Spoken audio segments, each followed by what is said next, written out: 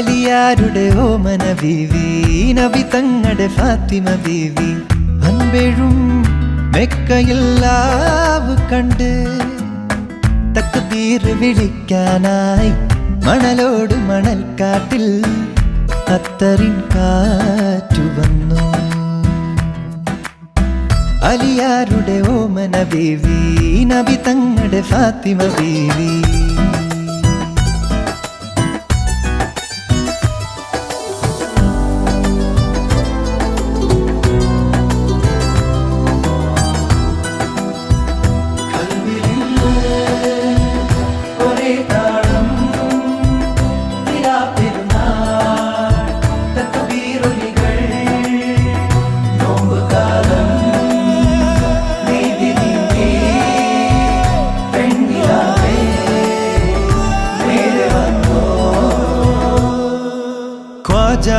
മെഹബൂബിൻ തിരുവരുളാലേ രാവേറെ ചൊല്ലാൻ 1000 തഹ്ലീലുകൾ.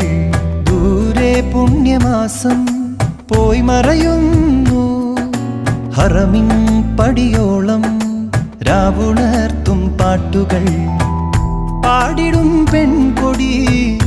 ആരാണു